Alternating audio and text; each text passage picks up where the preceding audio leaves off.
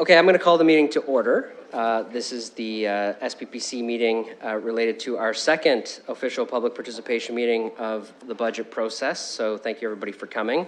I'll start by reading out a statement. The City of London is committed to making every effort to provide alternate formats and communication supports for council, standing, or advisory committee meetings and information upon request. To make a request for any city service, please contact accessibility@london.ca or 519-661-2489, extension 2425. To make a request specific to this meeting, please contact sppc@london.ca. I'll start off by looking for any disclosures of pecuniary interest from colleagues. Go ahead. With respect to items regarding child reach services, any transfers associated with those, as well as any funding associated with the Middlesex London Health Unit, as it is my employer. Any further disclosures? Deputy Mayor Helmer.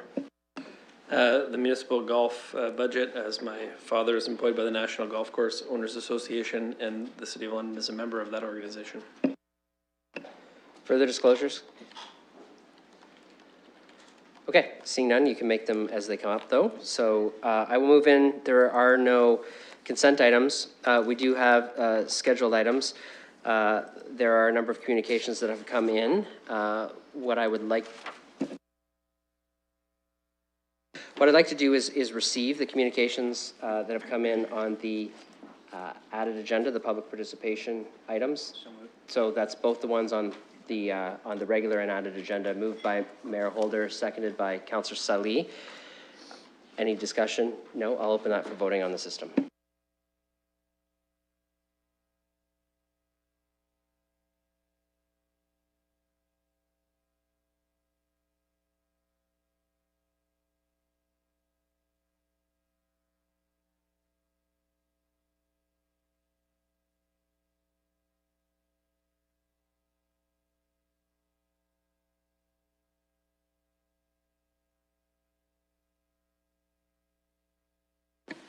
Closing the vote, the motion's passed 14-0.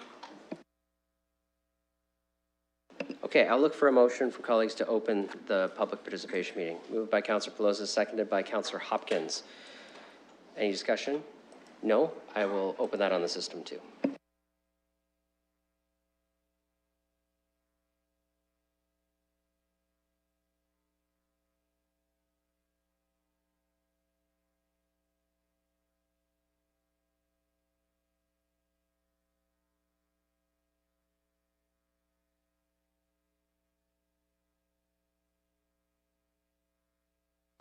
Closing the vote, the motion's passed 14-0.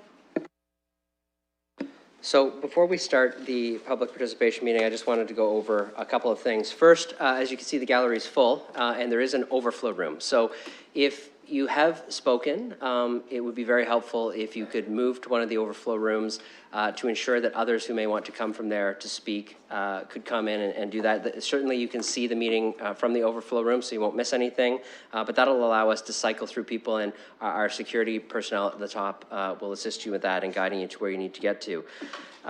The second thing is, as for the way I'm going to proceed, we have two official delegations from our advisory committees, the Cycling Advisory Committee as well as the Advisory Committee on the Environment. I'll start with those as their official delegations. Everything else is actually an open public participation meeting, so anyone is allowed to speak. You will have up to 5 minutes. You don't have to use the full 5 minutes. I would encourage you not to if you don't need to. We've been here since 9:30, but it is important for us to be able to hear your thoughts on the budget, so we'll stay as long as people want to speak. If after the official delegations, there is one presentation from the Old East BIA that requires the use of our PowerPoint equipment, so I'm gonna do that after, and then I'll open it up to the gallery for members of the public to speak on the PPM. There's one clarification that I wanted to make just from discussing with our staff as well as just walking up in the gallery and talking with some folks. I know a number of people are here because of a previous vote, and there may be some there may be some miscommunication on what happened during that vote. There was a vote related to the community grants program to make changes to that program starting in the second year. That vote did fail through the budget process, and I know a number of people had concerns about that, want to speak about that today. I just want to be clear that that vote did fail. I spoke to the councillor who raised it. He didn't have any intention of bringing it back up again. So you're still welcome to speak on that, but I did want to make sure everybody knew that that was something that we talked about earlier in the budget process. Certainly still happy to hear your thoughts on it, but just in speaking with some folks, there was some perception that that had passed, and I just wanted to correct that. So there's no current changes that the committee has made to the community grants program in any way. So with that, I'm going to go to our first advisory committee, which is the Cycling Advisory Committee, for their comments. And I should say before I go to them, we are going to time the 5 minutes. The clerk or I will put up our hand at 30 seconds. That's just a signal for you to know when you should start thinking about wrapping up, and that's just a visual aid. If you don't want a visual aid, but you'd like me to be audible, I can certainly do that as well. Just indicate that you'd like that support at the start of your remarks, and I can let you know when you're at about the 30-second mark. Otherwise, we'll just do it silently with our raising our hand. So the Cycling Advisory Committee, where is their representative? Okay, I'm going to go to the Advisory Committee on the Environment then.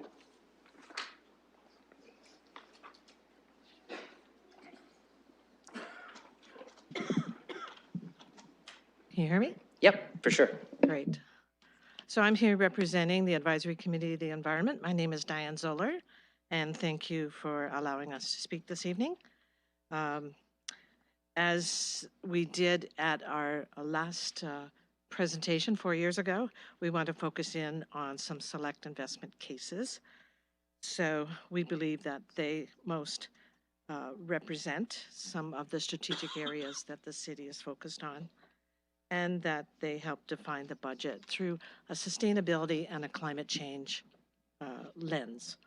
So recognizing that the city has endorsed a net zero target for greenhouse gas emissions by 2050, we understand that greenhouse gas reduction milestones would be the best route to have consideration for when devising a means for measuring and achieving that target.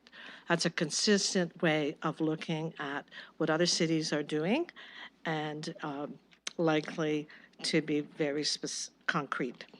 So we fully support efforts that the city is working on right now as an environmental champion through sustainable infrastructure and related policy and programs.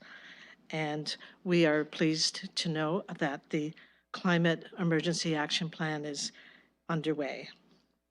So first of all, with business case number 1, ACE commends the city for recent deliberations that are supporting this case, a 60% waste diversion action plan for London that includes green bin.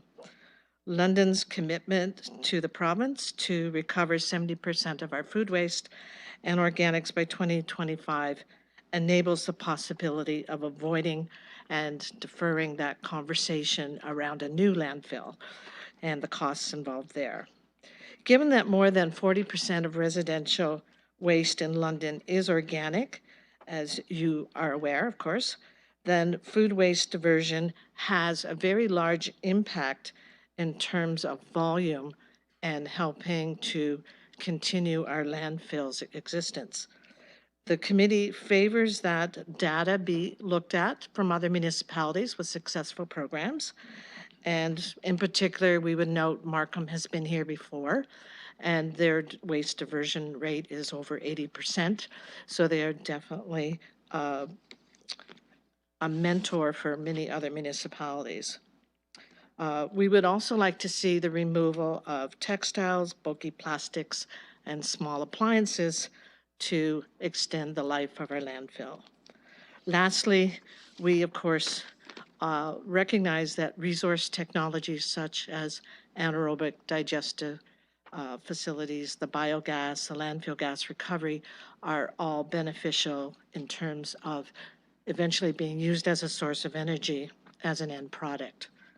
Our second business case, and the last one that we want to zero in on, is, of course, the climate emergency case, number 5, A and B.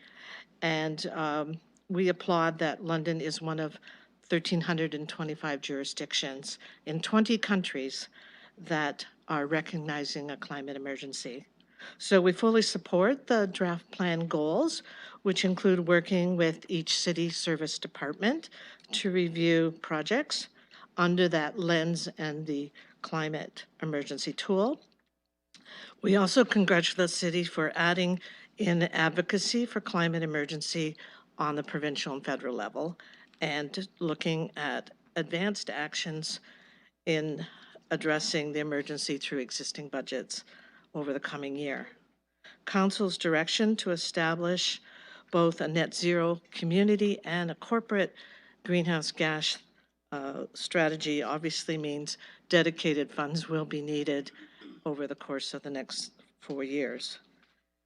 For those of you that might have heard Diane Sachs speak November 19th in London in the Green in the City series, she gave us a lot of things to think about and several activities and actions that London can take. And so this is hopeful for us, hope for the future, with opportunities for both community and the city. And lastly, we would just mention that we did look at the Cycling Advisory Committee's comments on the cycling master plan. And we obviously don't have the familiarity with their modeling, but it would appear that cycling deserves attention and priority given its relative affordability. And Thank you. yeah. Thanks. I'll go back to the Cycling Advisory Committee if their representative is here yet. If not, I'm going to move on. No? Okay. I'll invite the Old East BIA then to come up to the podium, and I'll start your timer when she starts speaking. And I think you've done this before, but the microphone is the on and off, and no one else can talk when you turn yours on. So, except for me.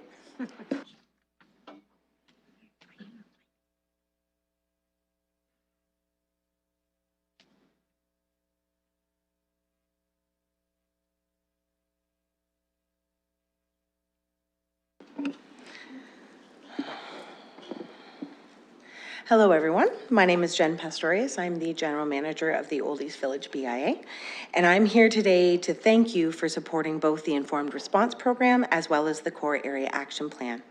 These two programs identify and work towards providing new and innovative ways to assist those experiencing homelessness, significant health concerns, and addiction. In speaking with stakeholders in Old East Village, the first question they always ask is, how can these folks get more help? Businesses in the public realm have been greatly affected by the significant increase in street activity, so it is a notable step that Council has both acknowledged the impacts, but also supported programming and funding to assist businesses and the public realm in the highest affected areas. I would also like to thank city staff. Both of these initiatives have been multi-departmental, as well as engaging organizations such as Core Area BIAs and our membership to provide our feedback and ongoing assistance. There are many contributors from many different departments. Everyone I worked with embraced the interdepartmental and organizational collaboration, which is why I believe we have the strategies that we do in these initiatives. I'd like to share with you some of the ways these plans will be an asset to the ongoing revitalization of the Old East Village. There were 4 clear messages shared in the Core Area Action Plan. The plan was also clear that the 4 key needs are interconnected, and if one of these needs is not successfully addressed, the others cannot be fully resolved. Challenges around those experiencing homelessness are the first cog in the Core Area Action Plan for a reason. If those are not addressed, none of the business supports will prove effective. As I said, in the first concern of our businesses when we chat is always the health and the safety of their outdoor neighbors. That being said, the Core Area Action Plan has 69 initiatives, and as a business organization, I will spend my time today sharing support for the actions funded that directly support business. There are many ways in our public realm that can attribute to Londoners feeling safe or unsafe. We've gathered data during the Informed Response Program in order to assist us to understand the pedestrian experience in OEV. In 2019, we noted over 600 instances of loitering, oftentimes which blocked the sidewalk. Enforcing loitering regulations and proactive bylaw will assist in bettering the public realm experience for all who visit. The core area ambassador program is also a very promising tool to assist in improving the visitor and pedestrian experience in Old East. As in Detroit, through such a program, the core is cleaner, safer, more inviting to citizens and visitors to the area. It could also provide employment opportunities for underrepresented populations in our workforce. Especially as Old East Village is moving into 2 years of construction, not dissimilar to the infrastructure improvements on Dundas Place, area ambassadors will be a great resource for both visitors and businesses alike. This is a key aspect of our mandate as the Old East Village BIA. So we recognize the value of initiatives that which are out of our reach to provide, can be accessible to businesses through funding through the Core Area Action Plan. The core area has some distinct challenges which would be mitigated by resources that providing power washing and higher clean standards would meet. The core area is also long overdue for curbside recycling programs, so that will also bring overall benefit to the area. The additional incentives would also be helpful, including some free parking, especially during construction, plus with many of our commercial properties abutting to city lands, the safety audit program will be of mutual benefit to both public and private sectors. The signage and awning program will assist many businesses because in the core, numerous businesses are on zero lot line and have to pay fees for even marginal encroachment, and streamlining processes are generally helpful to businesses and property owners. This is the final core need, and this is another aspect of BI work. So with the support of initiatives such as funding increase to range of activities, plus asset retention of activation resources such as bistro tables, it will be easier for the BIA to work with the city to attract people to the area. One of the most exciting programs to assist during the stressful duration of infrastructure improvements will be the construction dollar program. We have our own construction supports, but in place of city investment through this program to activate Londoners to come out to Old East Village and spend their money and time in our shops is an example of direct city support for commercial districts through construction. In closing, investing in these initiatives matter to our businesses. Now, if I'm going to be truthful, I probably would have wanted all of Part B to pass too. However, I recognize the tough decisions in front of council today and during this multi-year budget process, and I'm appreciative of the dedication you have shown to contributing to the Old East Village revitalization and to the revitalization of downtown. Best wishes in the final days of your deliberation. Thank you. I will go back to the Cycling Advisory Committee. I'll just check on them one more time before we move into the open public. Okay, if there is a member of the Cycling Advisory Committee that comes, they can certainly participate as part of the regular session. We've got their written submission, but I will move on to the open aspect of tonight. One thing I forgot to mention is some people may say some things you like, some people may say some things you don't like. We're not gonna clap or make any other sounds. We're gonna let people share their piece respectfully and openly with council, and we're here to listen. And so, so I just ask that you respect everybody's opinions, whether you agree with them or not, and we certainly welcome all of them. So with that, we have 4 microphones that are available, and I'm just gonna cycle through them. What I would ask is that you do not line up along the stairs at the microphones. It's a little unsafe. We don't want anybody getting bumped right near the front. So you can just position yourself close when you're ready, and I'll just cycle through them. And we've got lots of time, so we'll make sure everybody has a chance to speak. So I will start in the upper top, and if you want to just state your name for the record, we would appreciate that as well. Thank you very much. My name is Gina Brummett, and among other hats I wear, one of the most important is as president and chair of Nokikwe Employment and Education Center of South London.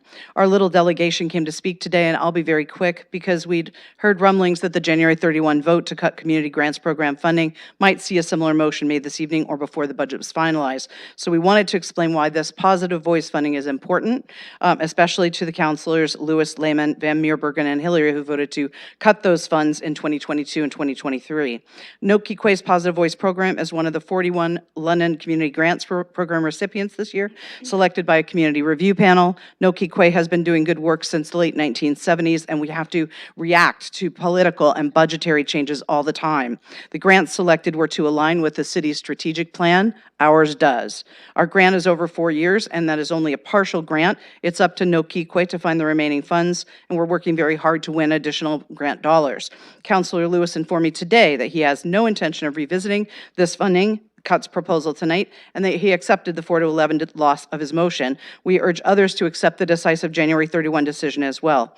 We want to inform council and CGP staff that we deeply appreciate the 4-year grant, and I will leave it to my Positive Voice colleagues to tell you more about why this funding is so vital to the City of London's urban Indigenous women and the community as a whole. Thank you. My name is Danielle Hill. I'm from Oneida Nation of the Thames. I'm a co-facilitator of the program currently. And just like Gina said, this program is very vital that we have it in London for Indigenous women.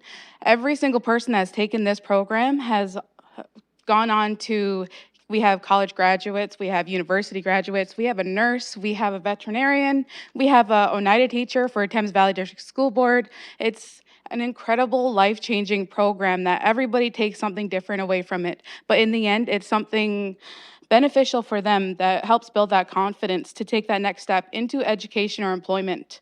And that comes to, we have so many women that are off of OW now because they went into employment and they're thriving so much in their lives now. And I'm gonna let Colleen Jameson take over, but that's just my little part about Positive Voice. And thank you so much for those who voted against it and in cutting the funding, because it is vital that we got this funding, and thank you so much. My name is Colleen Jameson. I am a co-facilitator with Danielle, and I just wanted to say thank you guys for the funding for the the multi-year grant. Sorry, I'm nervous. So the program is very, very, very important. We want to see it expand. We do a lot of community outreach. We dispel a lot of negative stereotypes. We're able to give these ladies a platform to share their stories from their perspectives, to showcase their strength and resilience. So it's one of those things where it needs to continue to be able to do that across the globe. We're trying to expand it, but thank you. Hi, my name is Chesney. I had just graduated from the Positive Voice program, and wow, is it ever a transformational program? I just went into the program actually not knowing anything about what it was or where it is, and you meet so many people that are in different facets of their journey, and it has been really just a real treat to be able to meet so many people along their way, and to create such a strong community with the women that you get to meet, and create a sense of well-being and a sense of self-interconnectedness, and the growth that you make along the way together and as individuals, and the relationships that you maintain after the program is quite transformational. So I really do wholeheartedly believe that this is something that is viable, and I would like to see it continue as well. So thank you.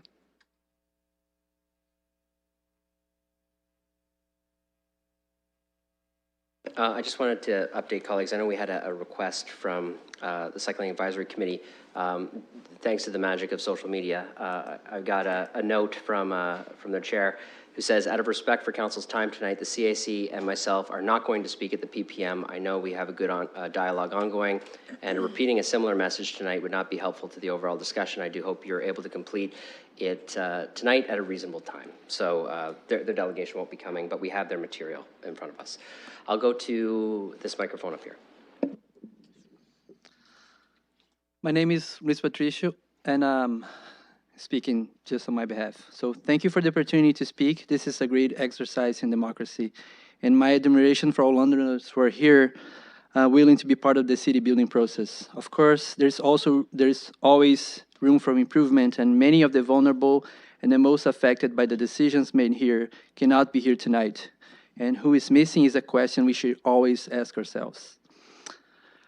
I want a city where people can satisfy their material needs, where we preserve our nature, and we all have access to it. A city where we have a sense of belonging, we can reach our full potential as human beings, where no one is left behind. I want to build a better city for all, no matter gender, immigrant status, indigenous status, age. I believe we all in this room agree with that vision. We do have this in common and many other things. Well, we are not there yet, and I'd like to tell my story, speak my truth. I'm a newcomer from Brazil. I've been here 3 years, off to a rough start. My dad was diagnosed with cancer 1 month after I landed in Canada, and 5 months later, he passed away. The following year, my wife left me, and at that point, I still didn't have a job.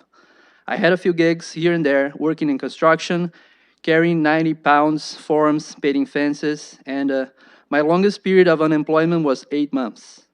Always actively looking for jobs, many applications, a few interviews, hard times, or just life.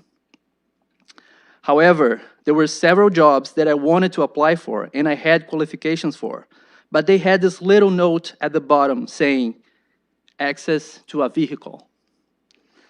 You see, I don't own a car since 2004. I couldn't apply for those jobs. One job posting said, only valid driver's license. That one I could apply for. And I got a job interview.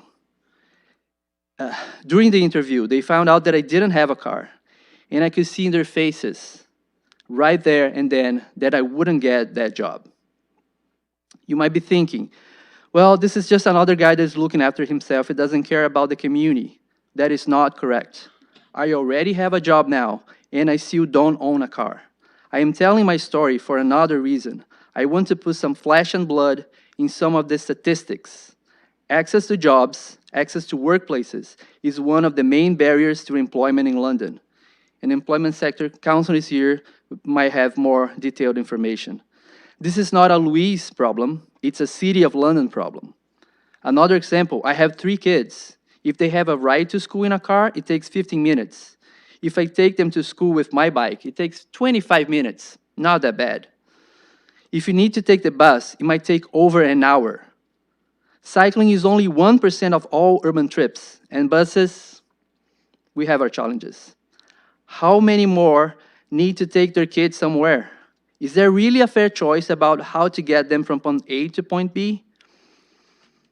The Living Wage report released recently included car costs.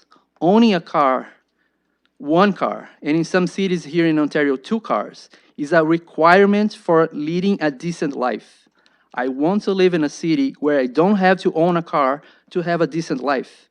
And many of us can't make that choice. We have to accept our place as second-class citizens with limited rights to jobs, recreation, healthcare, education, and civic life. According to CAA, we need to spend about $10,000 a year in a car. The day people can choose not to spend $10,000 in a car, it's a day we lift thousands of people out of poverty just in our city, just like that. This is good for our economy. People who are barely making ends meet with that extra money, They will buy groceries. They eat out in local restaurants. They'll go to the movies. They'll buy new appliances. They'll do house renovation. They'll invest in their professional development. That money stays here in London. The money we spend with our car, 80% of it leaves our economy. Again, I am here speaking for all the voices that are not usually heard, all the people who don't have a car, those who have to spend a significant portion of their income to maintain a car, and those who can actually afford a car but would like to make a different choice if they were provided with a decent one. This is around 60% of the population, according to the result of all research made in dozens of North American cities. Maybe those are just numbers, but it certainly makes a huge difference for me and for many people in the gallery and in London. Your time is up. Thank you. Thank you very much.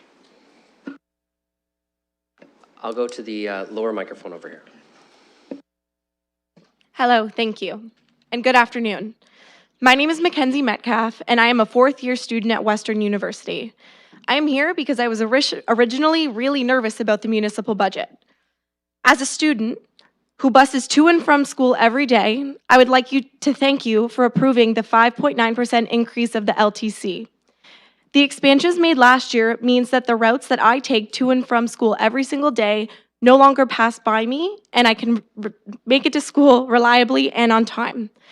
I would also like to thank Councillor Squire, my ward councillor, for taking the feedback of Western students and supporting parts A and B of business case number 5, the Climate Change Declaration. Additionally, as a woman who walks to and from her bus stop every day in the dark, with her keys between her knuckles, I am hopeful that the city will invest in the lighting business case number 23, the Streetlight Local Improvement Program, and hope to see continued investment in the safety of women and girls. And finally, as someone who intends to create a home in London and spend more time here, I am happy and thankful our city is growing in this direction, and I'm excited to see these budget proposals confirmed at the final budget meeting on Monday, March 2nd. Thank you. Thank you. Lower microphone over here. Thank you, Chair and members of the Strategic Priorities and Policy Committee for allowing us to speak this evening, and we would really like to thank the City of London for being a valued and engaged member of Employment Sector Council. I'm Stephanie Schrum. I work with Pathway Skill Development. I'm also on the steering committee for ESC. This morning, CBC reported that there are more unfulfilled jobs than ever in London right now. This is a timely reminder that ESC is pivotal in connecting people to jobs across the entire London economic region. ESC builds skill sets, confidence, and provides a support network for those who work in the sector. It provides a community collaborative approach to delivering exceptional employment service. And now ESC is helping our sector, our employers, and our job seekers to navigate large-scale employment system changes while facing down dynamic labor market challenges and skills gaps. From my personal perspective, ESC has provided me with professional training, increased my capacity and confidence, and has provided me with a valuable community connection so that I can better help my job seekers, my staff, and my employers to get the resources that they need. When I was new in this field, I first joined the Job Developer Network that has worked for years with the city to help host the large London and area works job fairs. As a team, we ensure that every single job seeker who walks in and out of that place has a positive face-to-face interaction with an employment professional who's there to help them maximize their job search experience. We leverage all of our resources to connect them with the best candidates, the best employers, regardless of which organization they work with. ESC's network now supports me as a team leader. I rely on them for wisdom, for expertise, to build the skills that I require to support my staff in doing what they do and doing it really, really well. We provide the opportunity for both leadership and frontline staff to connect, learn, and grow so that we don't lose people who are exceptional. It provides an outstanding training ground for people who might want new leadership opportunities and may not be able to get them within their organization. Right now, ESC is a particularly important resource for my organization and many others in our network in the midst of a very challenging chapter. As you know, the City of London and its community service providers are facing major and imminent challenges and changes to provincially funded and provincially mandated employment services. Right now, ESC is London Region's main forum in designing a collaborative system-level response to potentially massive service transformations and disruptions. ESC is our network. It's built on familiarity and long-standing relationships where we can collectively develop transition strategies. It's our forum where our service providers collaborate to make sure that employers and job seekers have access to resources regardless of which door they walk in. It's a community that works together and trusts each other to maintain the level of client care that we're known for and to ensure that no single client falls through the cracks. It is the way that ESC members work together to help our clients with multiple barriers and diverse needs, especially the most vulnerable, to get the resources that they require to have the best quality of life that they can in whatever circumstance they're experiencing. It is our collaborative model for responding quickly to London employers and their recruiting and hiring needs in the midst of dynamic labor force changes. Working together like we do in the London area is both innovative and unique. When I travel to conferences, people are flabbergasted that over 40 organizations work together as a team in an environment where they could be competitive, and in fact, the system is almost set up that way. But we overcome that and we work together. Thank you for the chance to share the reasons that I believe ESC is a valuable City of London partner in not only addressing our labor market needs, but in enhancing our community as a whole. Your investment in us supports our entire employment service industry, our ability to manage change through collaboration, and our dedication to exceptional client service that better serves a great London for all. Thank you. Great. I'll go to the upper microphone. Okay. Members of Council, thank you for hearing me today. As a citizen of London, I am here to ask you to think progressively and to consider allocating enough money to meet the Cycling Master Plan target of trips made by bike by 2030. There are three main issues that a protected network of bike lanes would address. Number one, a protected network of bike lanes is a class issue. I ask you to think of the thousands of your constituents who, like me, cannot afford the costs of a car and therefore rely on active and public transportation. Just think of the thousands more Londoners who would choose to cycle if Fanshawe and Western and the hospitals were connected to downtown. When biking networks are implemented, then ridership increases significantly, as has been demonstrated in other North American cities, including Calgary. A protected network of bike lanes is an environmental issue. You yourselves have declared London to be in a climate emergency, but with the current amount of money allocated for bike lanes, we will fall short of the Cycling Master Plan to increase ridership by only 5% by 2030. This will affect the air that all of us breathe and future generations to come.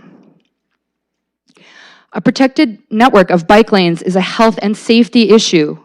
My family chooses to bike for economic, environmental, and health reasons. We want our kids to adopt a healthy, active lifestyle. Yet every day, as I wave goodbye to my partner and kids as they travel London by bike, I worry for their safety. I worry if I will see them alive again.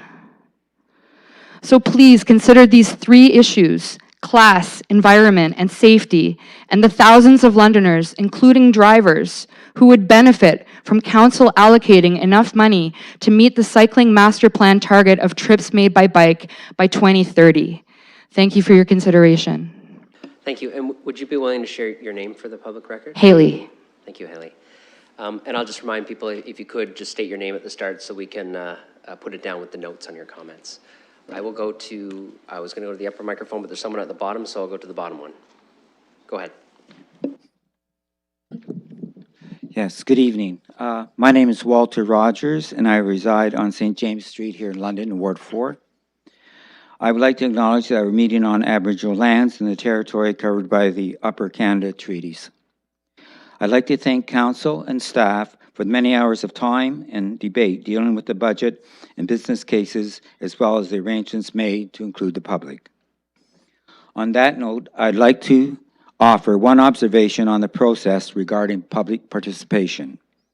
First, the draft of the multi-year budget and business cases were highly available to the public. However, the ability to track the deliberations of council to date on the proposed budget was not, unless one watched or attended hours of meetings. It is my understanding any council votes regarding the budget prior to this evening's meeting means those decisions need reconsideration at committee or full council. I encourage council to keep an open mind and, where needed, reconsider their positions as they move to the final approval in March. The principles I considered in preparing my comments this evening include: council should avoid taking on services where there is pressure to fill in for programs that have been reduced or discontinued by other levels of government. Ensure reserve funds are kept at adequate levels, and any strategies using the reserve funds to phase in expenditure impacts over a 4-year budget, if necessary, should be removed at minimum by the last year of the multi-year budget period. Regarding the public library business case, I'd like to congratulate those councillors that supported to continue the Wi-Fi lending program by the London Public Library. This is one service that truly promotes diversity and inclusion within the community. It's now up to council to approve the base budget for the library to ensure that the current level of core services are provided and the library will have the ability to meet the growing demands in the future. Regarding Tourism London, there is still some uncertainty regarding the London tourism budget and the use of municipal accommodation tax. One spending consideration for this tax is to ensure the success of Dundas Place. The investment return in the Flex Street and Dundas Place can only be achieved with high-quality community events. This will bring people downtown and support local businesses. Regarding recycling, the support of a curbside green bin program is very much welcome. The need now is to include all Londoners, including apartment buildings, as an important next step. Regarding bylaw enforcement, the concern of homelessness continues to be a public safety and secure concern in the community. I know the challenge of housing those in highest need in our community is an issue that cannot be fully addressed in my time allotted this evening. However, I would like to suggest a review of our bylaws related to home renovations. Could we, through regulations, increase accommodations for those with highest needs by offering financial incentives to homeowners willing to renovate with a commitment to participate in a wraparound service that could result in tenants' success as they address their addictions, mental health, or poverty challenges? In many sections of the budget, we refer to affordable housing. This is not the solution for those on fixed incomes, social programs, or living in shelters or on the streets. We need housing and accommodations according to one's ability to pay. Investment in ability to pay housing and wraparound services for those in highest need are dollars saved in healthcare, emergency rooms wait lists, law enforcement expenses by not having police or paramedics be first responders to this crisis. Wastewater treatment. This appears to be one area of financial planning that depends on federal provincial funding in order to assure future phases of several infrastructures are completed. For example, flood planning has become a growing concern with the impact of changing climate. This comes at a time of provincial governments decreased support for local conservation authorities. I believe this is where the city needs to provide some degree of pushback to the provincial government on how municipalities should not be bailing out the province in order for them to manage their budgets or gain perceived political support. Regarding transportation, prior to this budget, many hours have been dedicated to this and spent council's time in the community in trying to address the challenges related to transportation. I'm a generation that recalls the debates about building a ring road, which we declined. I hope we do not repeat history regarding as it replaces rapid transit. Your time is up, sir. Thank you. I'll go to the lower microphone on this side. Thank you. Oh. Hi, everybody.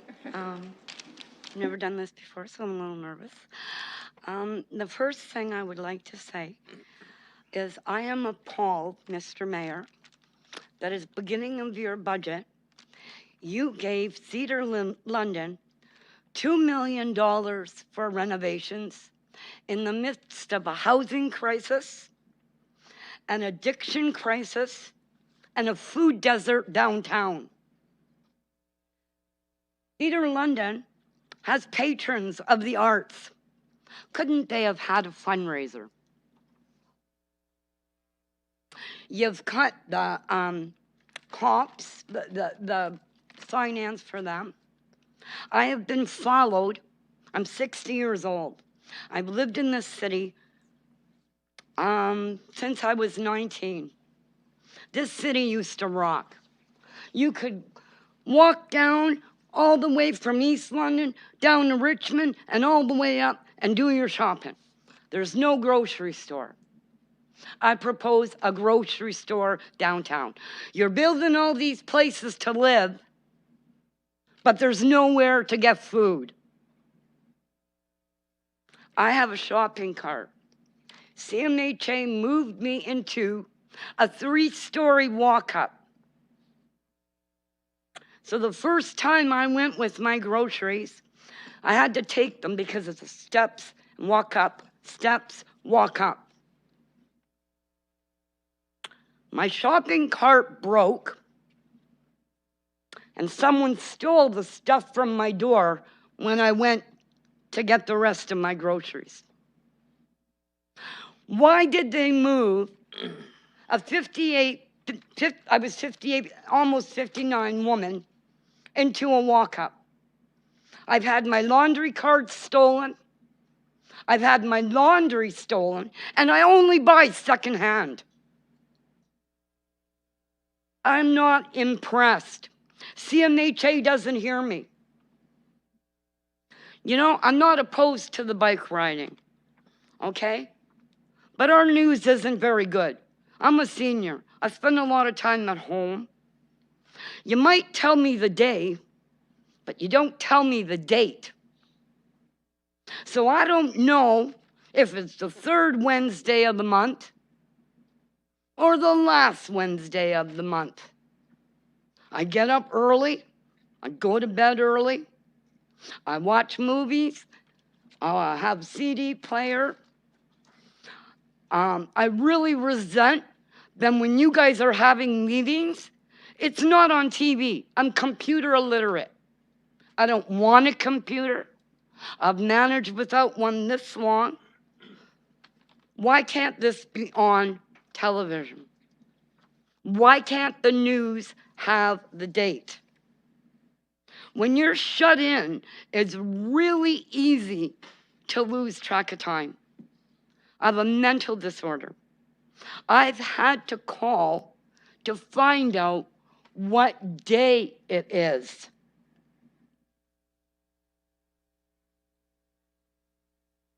When I play music in my apartment, because I can't afford to go to the show, I can't afford to go to bars, I'm too scared because I'm always being followed, and you guys have cut the money for the cops, and you put that damn bus thing, which is an accident waiting to happen. There's no room for pedestrians to walk when they cross King and Richmond. When you're standing at that bus stop, if you were a senior, anyone vulnerable, alone, it is dark under there. There's an abandoned, basically, parking lot. There's little alcoves. If you want to run, where are you going to run? You literally run into a brick wall. I don't like bringing my cart and carrying my knapsack. You know what else I have to do now? When I get off, and nobody gives me a seat either, I'd like to say that. But when I get off at Dundas, I have to walk with my parcels way to King and Richmond. I've barely got enough time to cross the street with all my bags. Your 5 minutes is up. Did you I want to share? hope we get a grocery store. Thank you. Did you want to share your name? My name's Ramara. Thank you. I'm an artist, and I've lived here a long time, and I hope you guys, and fix up Harris Park. They shouldn't Thank be you. parking on the lawns. Thank you And for we your need contribution. bathrooms down there. Thank you. I'm going to go to the top on this side. Mr. Mayor, City Councilors, my name is Charles Deschênes. Pour ceux d'entre vous qui comprennent le français, je m'appelle Charles Deschênes. It doesn't sound the same in English as it does in French. I was excited when the City of London declared a climate emergency back in 2019. I thought, what an excellent first step. And when I attended the case study presentations in January of this year, I was hoping to hear some innovating and forward-thinking case studies. And I have to applaud you for the green bin program, for the electric buses that are coming. But when it comes to 5A and B, I was hoping for a little bit more. The economic case for investment in active modes of transportation, like cycling and walking, and also improved bus services, is very strong. According to the most recent research, it's about $5 return for every dollar you spend. And that's because you're pulling a lot of cars off the road. People are becoming more active, healthier. They have access to a lot of things that they don't have. And we hear that in the city. People are applying for jobs. Well, the bus doesn't go there. Do you have a way to get there? No, but the bus doesn't go there. And we've heard this story about the bus not getting there for a lot of years now. So what we also want to do is we want to ensure that the city spends a lot less on roads and road repairs, because that's very expensive for the few people that decide, or the few, it's about 70% of the people in the city that decide that they're going to be single person in their vehicle going to work. If they had better bus routes, I'm sure they wouldn't be in their cars, because if it takes me 45 minutes by bus or 45 minutes by car, and my bus pass is only $80 to $100 a month, I'm going with the bus pass. No doubts about it. What we learned at the 2020-23 budget discussions in January and February was that, sadly, this isn't what we were going to do. Although some roads do need widening, I was discouraged that every councillor voted in support of the roads capital growth budget to expand existing roads to the tune of some $200 million, if I heard correctly. And for that, Londoners will get wider and more dangerous roads. And I'll give you an example. A beautiful expansion was done, Warncliffe, which turns into Western Road. Did you know that's a 50-kilometer-an-hour zone? Because apparently most people don't. I went through there today to go get my grandson at daycare, and I was being passed by people doing 80 and 90 kilometers an hour. It's marked 50 kilometers an hour, and I have never seen a police officer down there at all in the last 6 months. And I go down there fairly often because I go up to the university as well. So aside from getting wider and more dangerous roads, we also get more congestion. Because as you put in more lanes, it's easier to drive. We put more cars on. I'm only this big. Maybe, what, 4 feet squared? Whereas a car will be what, 200 square feet? So there's a big differential. So what I would like to see, in order for the city to reduce the CO2 emissions and to meet the 2030 Paris agreements, is I would like us to ensure that at least 35% of the population uses mass transit, uses a better bus system. I'd like to see another 35% use cycling, walking, roller skates, whatever, as long as they get out there and get some fresh air. And last but not least, I would love to see that single person in a car driving to work and home every day decrease to at least 30%. We are just paying to store our cars downtown. And I see a lot of people coming in downtown from the suburbs. So, in closing, we may only be a drop in the bucket, folks, but let's plan for a healthier, friendly city and let's make our drop count for something. Thank you very much. Thank you. I'll see if there's anybody interested at the top mic on this side. If not, I will go to the bottom mic. Go ahead. Okay. Mr. Chair, councillors, good evening. My name is Ken Wright, and I'm here representing the London Community Dental Alliance. Okay.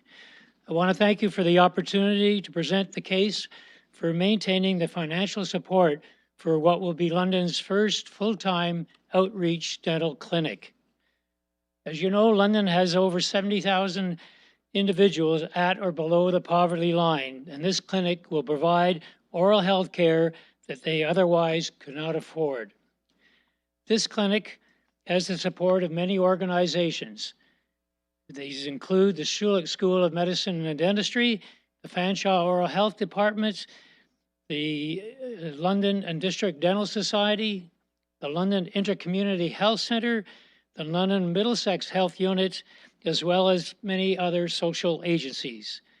Also, there's been strong support from foundations and businesses and individuals in our community. Okay. These organizations have come together to form the London Community Dental Alliance, and its mission is to establish and operate this clinic. We are a not-for-profit organization and will be operating the clinic by a unique combination of 4 full-time paid employees and about 100 volunteers. The clinic will be open 5 days a week and is expected to have between 4,000 and 5,000 patient appointments a year, which probably translates into around 800 to 900 completed cases. In addition to the improvement of oral health in London, there's an added benefit as well, and it concerns the emergency room situation in the 4 London hospitals. Each month, an average of 99 individuals visit hospital emergency departments for dental-related problems, and most of them abscesses. Most of these individuals go there because they cannot afford a dentist. Hospital emergency rooms are not set up to treat dental problems, so most of these patients are given an antibiotic and sent home, often to return again with the same problem later.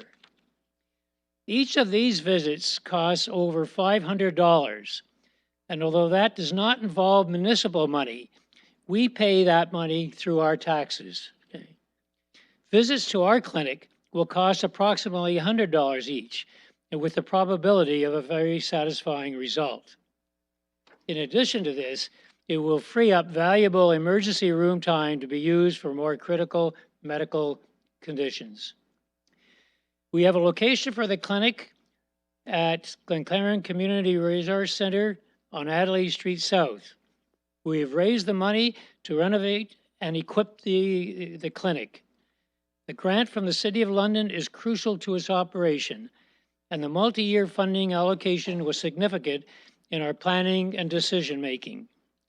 We ask sincerely that you do not change that, but help us make a difference in the lives of so many Londoners. Poor oral health contributes to poor oral health outcomes, chronic disease, and mental health problems.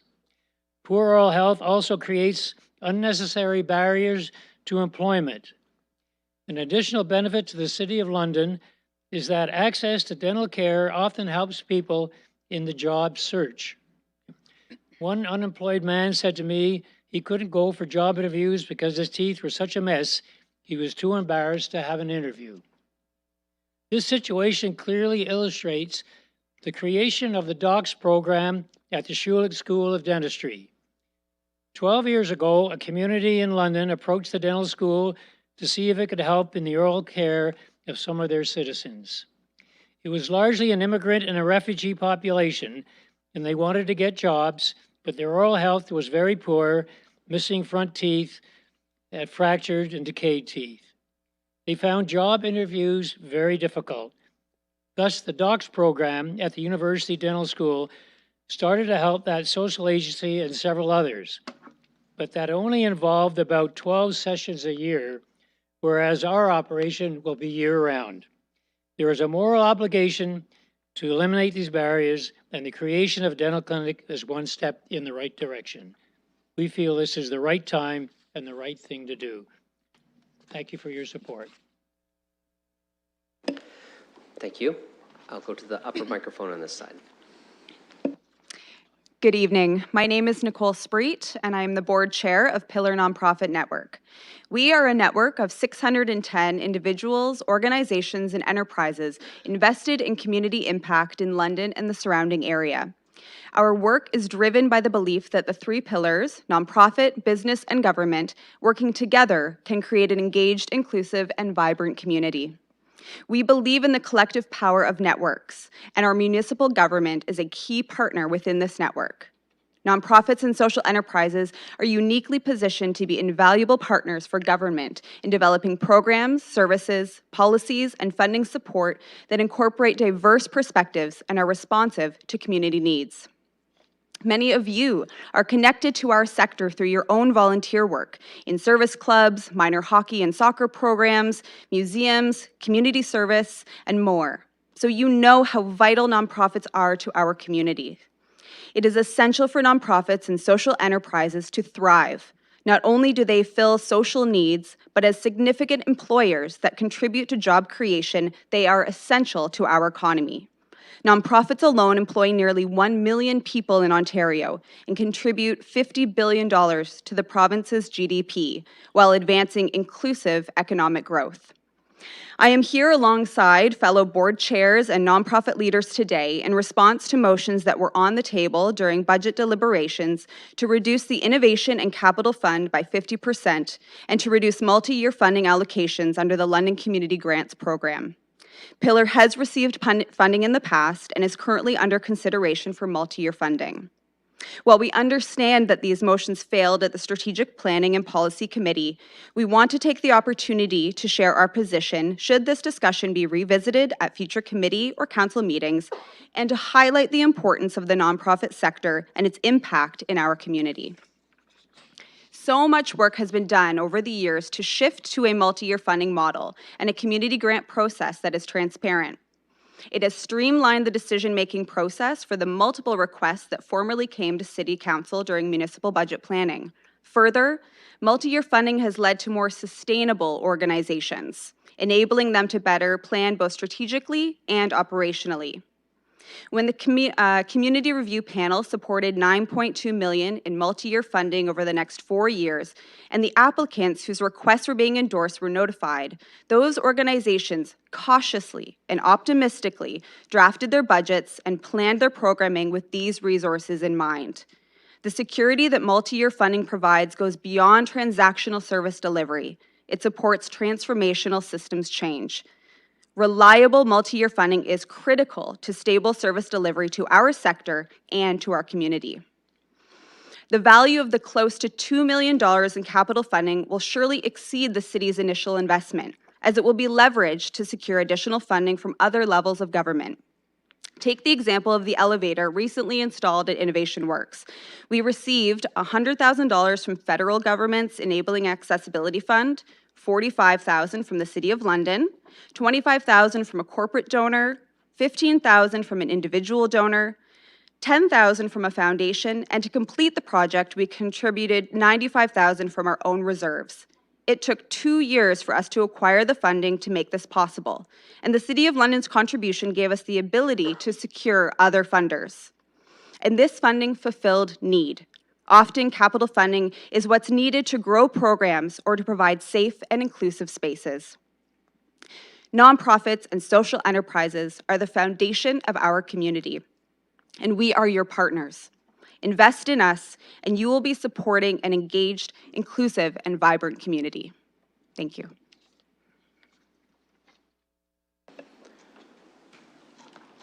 I'll just check at the lower microphone over here first, and then I'll come over to you.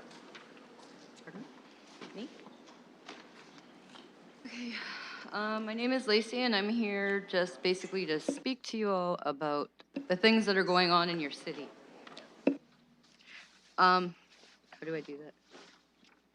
Thank you. It's okay. I don't know how to work it. There's a lot that goes on here in this city, and I don't think you're fully aware of exactly how deep these issues go.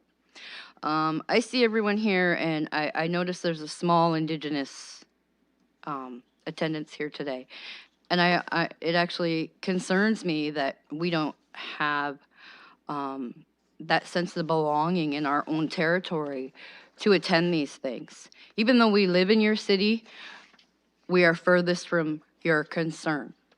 When I go out and I call a police officer because I'm being touched by someone on the street and he says, "Oh, that's not my concern, don't worry about it. Until you go missing, don't come to us." When I look around and I see all these services that are supposed to be for the homeless, and because I live right near a homeless shelter, there's this thing going on with the City of London that I know about. And the Indigenous community is being shut out of these shelters. Atlosa, I know, has a shelter, a resting space. And I know that it's been the recent demands of the city that only 3 of those beds are designated for Indigenous people. The other 7 of those 10 are for non-natives. Why is this? Why is it that in our own territory, on our own land, that we have to be shut out of things and we're not consulted about what goes on in this city and how it affects our communities down the road in Oneida, Chippewa, and Muncie, those communities that I come from? The things that go on here, the pollution and everything, it goes out there. All the dumping, it affects our fish. That's how we live. I live in London, but I do go home, and I see the effects of it all. I see city trucks dumping the snow, the salted snow, into the river. That's affecting our fish. How are we supposed to survive?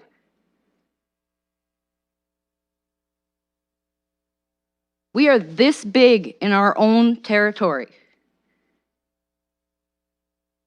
I do work surrounding murdered and missing Indigenous women and girls. There have been investigations and non-investigations. Well, there was a recent happening here in London where there was a 17-year-old girl who was recruited from a shelter. And when the police were notified, they didn't care. This girl was found 3 days later, drugged out and beat up, and the police had enough nerve to blame it on her. I held a rally right out in front of the police station. Why did I do that? Because there's a lot of bias in policing. I've had to call the police for things that were happening to me. I had a man outside my apartment with a bat in his hand ready to beat me up and told me that I should keep my mouth shut about white people and the police in this city because it's not my business. I have no right here. So when you're having all your meetings, and I know you do this a lot, and I really think it should be a concern of yours to be addressing everyone and not just, the classes, because there's a big divide in this city. We have immigrants, new Canadians, they feel shut out. Nobody belongs. The only ones who belong in this city are the ones who have. And that's a small percentage. The rest of us are just struggling, just existing.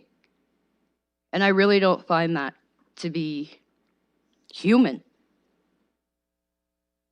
You keep raising your taxes, but there's no services.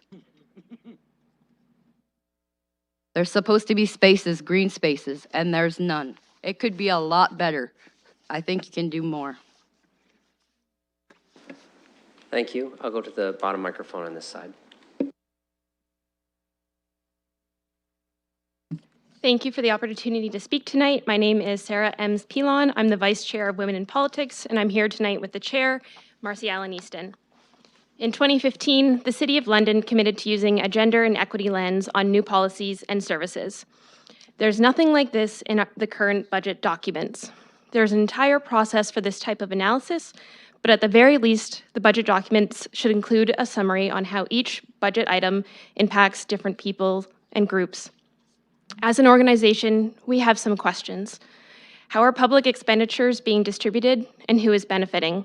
Are there issues we need to address, barriers we need to reduce, or needs of diverse communities that we want to meet? We don't know. Was this analysis undertaken? And if so, why isn't it published explicitly within the documents? This is crucial information that should impact how decisions are made in our city, and there is no evidence that suggests this work was carried out in the budget process. So overall, we do have some questions and some concerns with the proposed 2020 and to 2023 business plan due to the lack, what we deem the lack of attention to the strategic priority of creating a safe London for women and girls. Only 8 of the 90 services in the budget are directly connected to this area of focus. 9% of the business cases address these areas, despite the fact that the strategy represents 20% of the strategic plan. We're also concerned at the minimal amount of services and funds in the area of housing, neighborhood services, and social and health services, and the complete lack in other areas, which have direct implications for the safety and wellness of women and girls in our city. We believe there's a need for much more targeted plan to meet these strategic goals, including a concrete promise of funds to increase services in these areas. We would also like to take the opportunity at this time to speak to the work done to date in regards to the UN Safe Cities project. In the near future, project members will present this report to Council with a request of the funding required to carry this plan forward. While we recognize this initiative is listed in the Community Development and Funding Service in the 2020 to 2023 business plan, we ask Council to please consider this as an urgent priority and fund accordingly. This project directly aligns with all aspects of the strategic priority of creating a safe London for women and girls. We strongly believe this work is a crucial aspect of achieving these strategic goals. As mentioned earlier tonight, cuts to the funding of nonprofits and charities can directly impact women and girls in our city. There are many important organizations that address issues that often disproportionately impact women and girls. They provide services ranging from access to housing, basic necessities, mental health and wellness support, advocacy, empowerment, and community connections. If we consider an intersectional lens, these services are vital to the most vulnerable in our community. We strongly encourage Council to remember the far-reaching impact that cuts like these can have in our communities prior to considering them as budget reduction options. Intersectionality is an important piece when considering equity, diversity, and inclusion for funding and policies. We encourage Council to include a multitude of organizations that can offer varied perspectives during consultations or formations of committees that will impact policy or funding decisions. It is important to include a wide range of voices to ensure a deeper understanding of the issues women and girls face, including factors such as class, race, sexual orientation, and lived experience.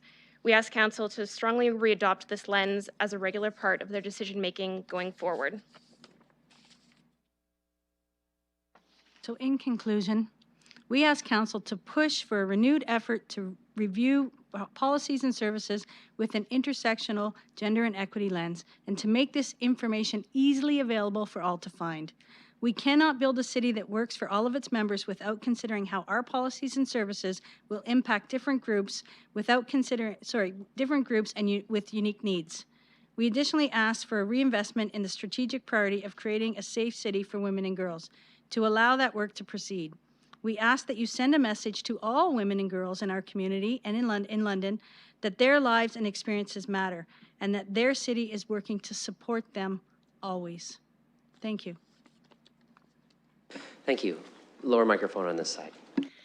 Hello, Council. My name is Amanda Harvey. I'm a fourth-year Kings and Western student, and I'm here today speaking on behalf of Antler River Rally, a locally based volunteer group that organizes monthly cleanups of the Thames River. Since its beginning in 2012, we've worked to improve water quality, protect river habitat, promote biodiversity, educate ourselves and other Londoners about environmental justice. As much as Antler River Rally calls for the rights of the Thames River itself, it calls for the rights of all those affected by the health of the river. I'll be speaking on a few key points today. First, the Back to the River initiative. Antler River Rally stands in support of the Back to the River initiative, which is a river revitalization project that involves a number of environmental initiatives, but it focuses on a redesign at the forks of the Thames to get people back down to the water. The improvement of infrastructure at the forks of the Thames has the ability to demonstrate the cultural heritage of the area and to bring the public's attention back to the incredibly diverse ecosystems within and surrounding the river. All that being said, we believe that the Back to the River plan must also come with the refocusing efforts on what we as a city are putting into the river, namely untreated sewage. During events of continuous heavy rainfall in London, like what we saw this past January 11th of 2020, the water flowing into the storm drains and seeping through the ground can overflow into the sanitary system and overwhelm these facilities. This is what causes untreated or partially treated sewage to pump into the river. This has led to a growth of toxic algae blooms as a result of excess nutrients in the water. In a report presented by the Environmental Defense of Freshwater Future, the very same type of algae blooms were described as the following. Toxic algae blooms can make the water undrinkable and swimmable, suffocate fish, and they can cost a lot of money in terms of reduced property value and lost tourism revenue, adding that blooms can also raise the cost of water treatment for municipalities. In addition to growing algae blooms, the untreated sewage that enters the river poses the risk of E. coli entering the water. The continuous overflow of sewage containing E. coli implies the potential increase in dangerous pathogenic microorganisms. I'd also like to speak on the city's recently proposed budget. Earlier today, the water waste budget was voted on. The proposition of an additional 0.5%, which would have resulted in an overall 3% water waste rate, was narrowly defeated. An additional 0.5% in water waste rates could have provided the funds necessary to speed up the timeline for sewage separation, which is a necessary initiative for protecting the Thames from future waste contamination. It's time for the City of London to take full responsibility for its hand in the active contamination of the Thames River and the ongoing destruction of the river's surrounding habitats. In addition to harm on biodiversity in London's ecosystem, Indigenous communities surrounding London have been gravely affected by the contamination of the Thames by these sewage overflows. Primarily the Oneida Nations of the Thames, who rely on the river as their main source of water, yet are under a boiled water advisory due to the potentially dangerous levels of E. coli. It's not enough to say the City of London stands with Indigenous communities with whom we share the land. It's the responsibility of the city to respect the shared land and the communities who have lived here for centuries. It's the responsibility of all of us, every council member and every citizen, to respect and take care of this land under Treaty 6. I'm not originally from London. I've lived in the city for the last 4 years as a student working towards my degree in political science. Over those 4 years, I've become increasingly involved in London's environmentalist community, which I've come to know as a very welcoming, compassionate community that is always growing and always learning. It's a community that, at its core, wants what's best for London's citizens and its diverse ecosystems. I've met some wonderful people through my involvement with this community, and I've been given many amazing opportunities that have allowed me to better understand the fragile relationship between the health of London's ecosystems and the municipality itself. For me, it's been disheartening to see how the municipality interacts with London's ecosystems, specifically the Thames River. It's important to me, and I know it's important to other students, that I see my government acting in a way that demonstrates compassion and care for the people in the city and the ecosystems they're responsible for. When I see my government act in ways that are destructive towards biodiversity, that are disrespectful to the land shared with Indigenous communities, I don't feel cared for, and that's not a city I feel like I can be proud of. On behalf of Antler River Rally, I ask that the city consider the impacts of its environmentally related policies and of current and future water waste initiatives, as nothing should be more important to the city than the protection of its land and the protection of its people. Thank you. Thank you. I'll do the upper microphone on this side. My name's Anna Maria. I recently learned that water rates were being increased 2.5% in addition to property tax hikes. And my understanding is it's a done deal. In inquiring further about this increase, I learned that, in fact, cost for water per unit is not equal among all users. I learned that individual households are being charged triple per water unit than larger water consumers such as high-rises and industry. I just learned of this week, and I feel angry that small households are subsidizing multi-billion-dollar industries such as Dr. Oetker, Nestle, Labatt's, and Maple Leaf Foods. The small homeowner is also subsidizing large industrial high-rises.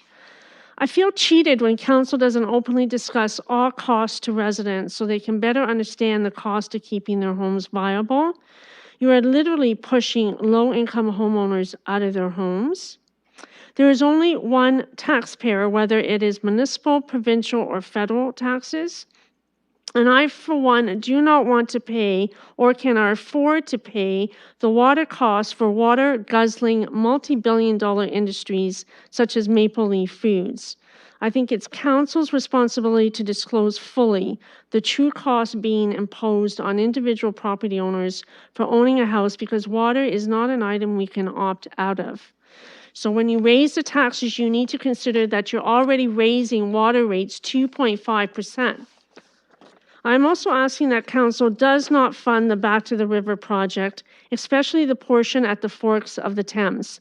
That is not what people that live downtown need or want.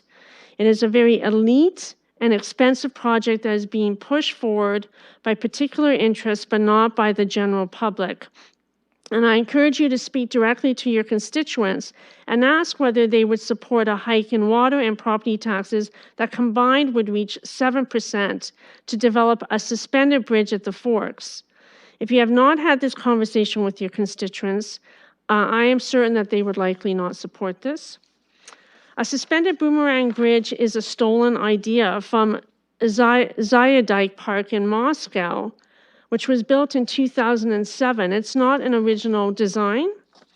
In that case, the surrounding area was naturalized by native plants, and the park is a draw for Muscovites for that reason. The forks will not be naturalized except the very edge of the shoreline. The rest will be developed for entertainment. This is not what people need. People are desperate for an off-leash dog park. Right now, they're getting fined, ticketed, if they allow their dog off-leash in Harris Park. And they need more wooded areas to escape the summer heat, just to relax in the downtown. The river is a draw for wildlife viewing and quiet recreational activity, which in of itself is a gigantic economic driver, yet the only ideas brought forward is brick and mortar ideas. I don't know a single person that wants a suspended bridge over a narrow river that is dry for several weeks in the summer. The idea is already old and boring, and I'm encouraging you not to fund this project. This project is a perfect example of how downtown residents are being discriminated because they do not receive the same considerations in living quality, which includes green open spaces, as those residents that live outside the core. Their green open spaces are being repurposed for economic philanthropic interests. Please do not fund the Back to the River project. It is an expensive project that no one wants to pay for, and is not what people need in the downtown core. It's time to shift the focus from brick and mortar projects to quality of life planning. That's what makes a city successful and keeps it viable. Thank you. Lower microphone on this side. Hi, my name is Julie, and I'm a co-founder and coordinator at Safe Space London. And this is Jamie Chambers-Forbes. She's one of our board members at Safe Space. When the multi-year grant agreements were put into place, they were implemented with the intention of expanding organizations' ability to help community. For persevering nonprofits to reach more individuals in the city, for established programs to grow in their service offerings. To remove or reduce the city's ability to support these initiatives will have the adverse effect of its intent, saving money. It will end up costing the city more in the long run. If you cut funding that was to support an organization and our programs and our outreach, it will fall on the city to pick up the slack. Only the slack is not going to be about one less pothole to be filled or a delay in approving rezoning application. It's about lives being hurt, our lives. Safe Space is a registered not-for-profit drop-in center and community collective for, by, and with sex workers past and present, allies, women, gender nonconforming individuals. We're a small group dedicating our time and energy working frontline in a space where no one else is, and we're backed by a generous and courageous local and national community. It's been over 10 years since we've opened our doors at Safe Space London. At that time, we were just 3 Londoners who saw the need for a space where sex workers and allies could find community, respite from the cold, and a sense of belonging, to just be. To this day, we operate as the only sex worker-specific organization in London, utilizing a peer-driven approach that respects individuals' right to self-determination while advocating for the elimination of systemic oppression that impedes people's access to basic human rights, such as safe, affordable housing. Collaboratively, we work towards creating lives free from stigma, discrimination, and harm, and mitigate the impacts of criminalization by fostering relationships of trust, transparency, and empowerment. Since our doors opened, we have grown to a community of over 40 dedicated volunteers who oversee our drop-in hours, which include evenings and holiday hours when no other organization is open, where harm reduction supplies, companionship, developing and executing safety plans, food, infant needs, clothing, and personal hygiene products are provided through a gendered lens with the highest regard for dignity. Outside our drop-in centers, peer support is provided in a way of court accompaniment to healthcare appointments, or advocacy for organizations such as for folks who access our space when dealing with organizations such as child protection. We've also installed a digital hub in our space, offering access to technology like Wi-Fi and assistance with digital literacy, thanks to receiving funds from a federal research grant. We have presented internationally on the unique model of support we provide, and our community-based research is about to be published in the Journal of Social Work and Public Health. I brought this bag full of lists just to show what items we get in just a month. These are, when people access the space, they can write down items that they're in need of in hopes of that we can fill the requests. We've pulled a couple quotes just from a few of these in here. I need food, broke until payday next Friday, starving, milk or anything to drink, CAS is coming, anything possible to take with me to eat on the street, I am homeless, anything to make my home more secure from a B&E, dire need of a toilet paper, little embarrassing, but I really need underwear, medium please. Do you know what it's like to have to ask for something as basic as any of these items and be told, we're so sorry, we're out today? We requested approximately $60,000 annually, and we've been allotted about $14,000 annually. We won't be able to accomplish all that we know is so desperately needed, but even the small amount of money we've been earmarked to receive will be hugely impactful for our organization. Project funding will allow us to enhance harm reduction activities provided by Safe Space. We will be able to increase the provisions of harm reduction kits, basic necessities, and resources at no cost during our expanded hours of operation through our outreach efforts. We will be able to continue operating London's only bad date line, check-in messaging line, where sex workers can text or call in messages to share information about a bad client or date that they would like us to share with other sex workers. These activities are absolutely essential for the health and well-being of our community. We felt such incredible support from our fellow citizens and our global community, including having the honor of being recipients to the Red Umbrella Grant, the first global fund guided by and for sex workers. We're hungry to feel this type of support from our own municipal government. Thank you. On behalf of Safe Space, thank you. Great. I just have one update for the gallery. So earlier I asked if you could cycle out to allow people in the overflow room to come in. The overflow room is clear now, so you're welcome to stay as long as you like. Also, I know some people have used a strategy of not looking at us when we put our hands up at the 30-second mark. So I am gonna cut people off at the end. I do that out of respect for all of the people who want to speak today. It has nothing to do with us not wanting to hear, but we are trying to assist you just by giving you a signal so you can start to wrap up your comments. I will go to the lower microphone on this side. Thank you. My name is Marietta Drost, and I am the Executive Director of L'Arche London. Thank you for Council's majority vote against the motion to reduce multi-year and capital funding to local community organizations.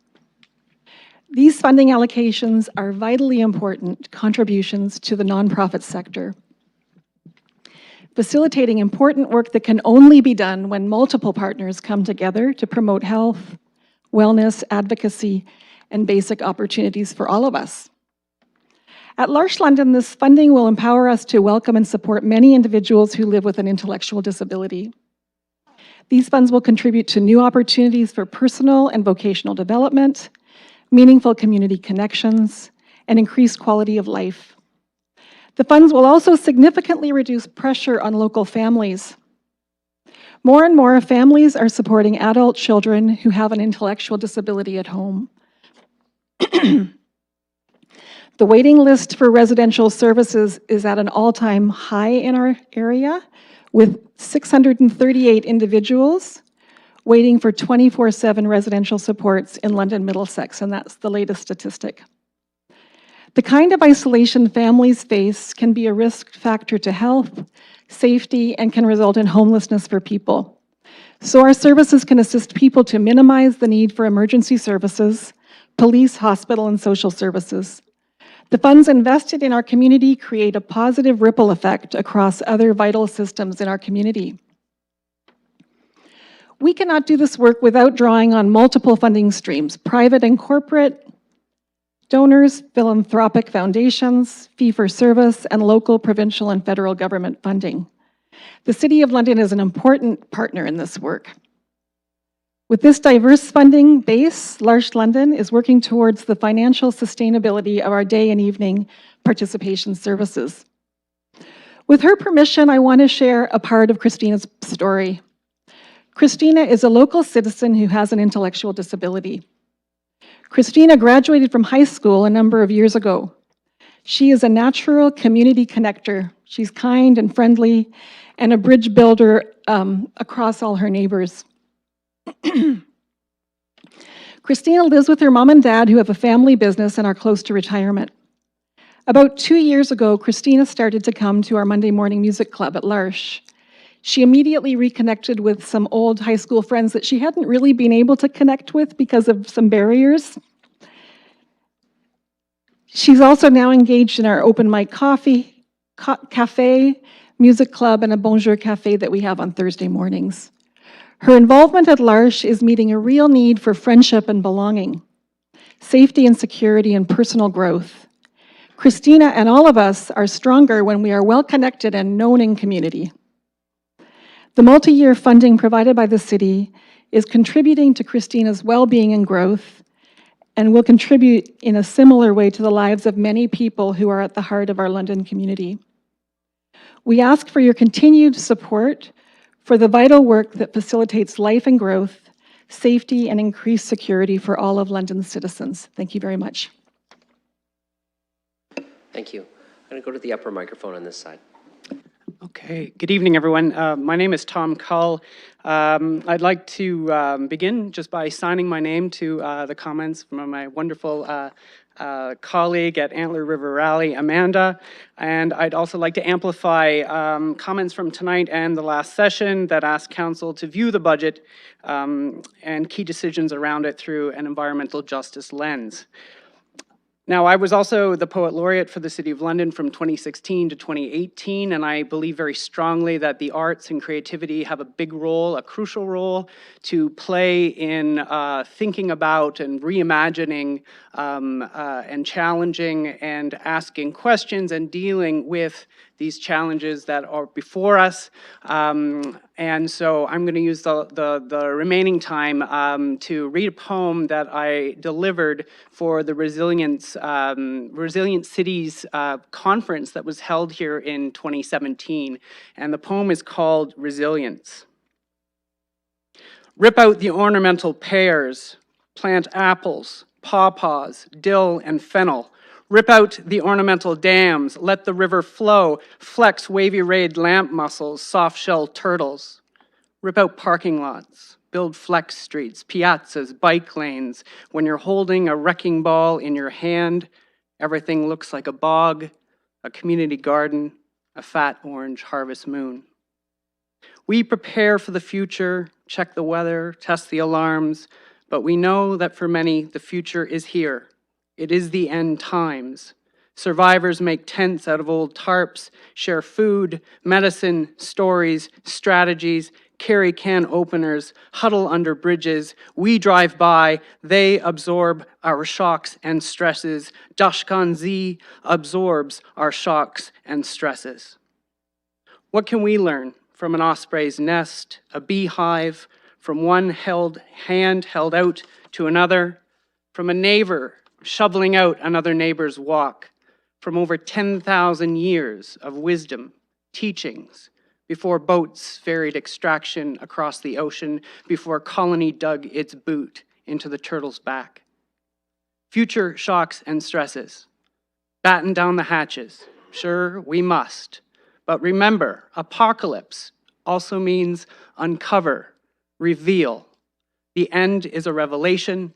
A flood can also baptize. It's time we get to work. Thank you for listening. Thank you. I'll go to the upper microphone on this side.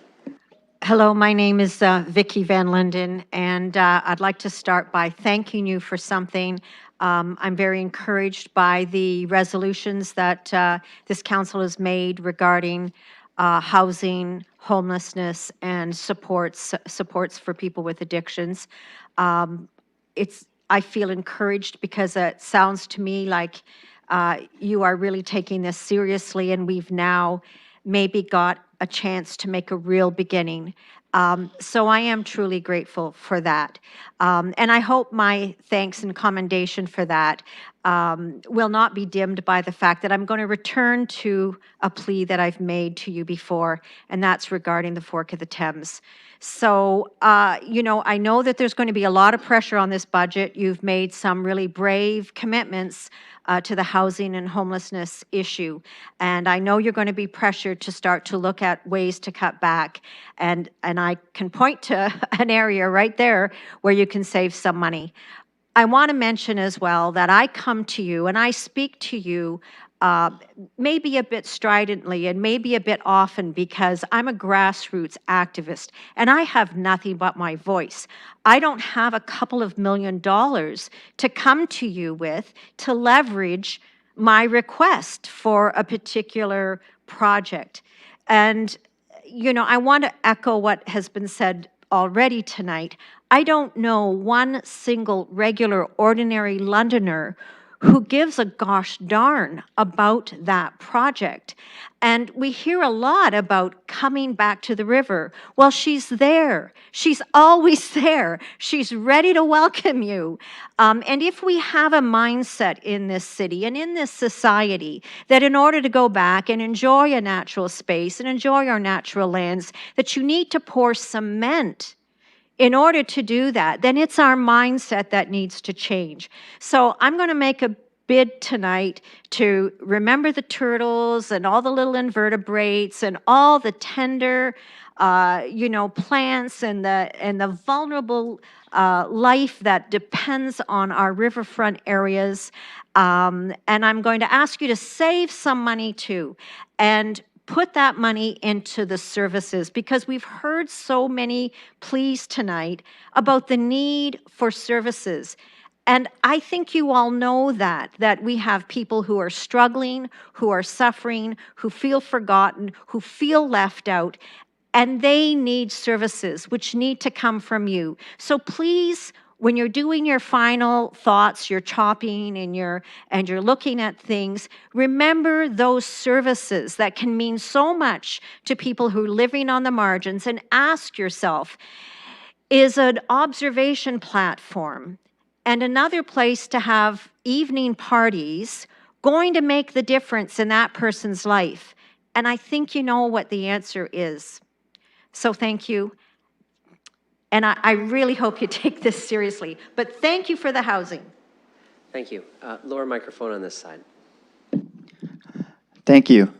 My name is Richard Bloomfield. I'm here as a London citizen as well as representing Urban Roots London, a not-for-profit urban farm that uses vacant space in the city to grow food, to provide that food to those who don't normally have access to it. And like many others here today, I am presenting on the ultimately defeated proposal to cut funding from the multi-year funding program. And I do feel the need to speak to that because it was not defeated 14-0, and because it sets the exact opposite precedent that I hope this council can set.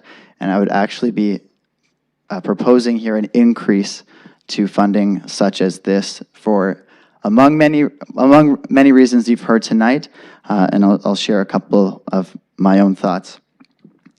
I certainly recognize the challenge of allocating limited resources across many city services, but a cut like this, received by over 40 organizations, many of whom are here tonight, who are on the front lines addressing the issues, the deepest needs of our community, is both somewhat absurd and short-sighted.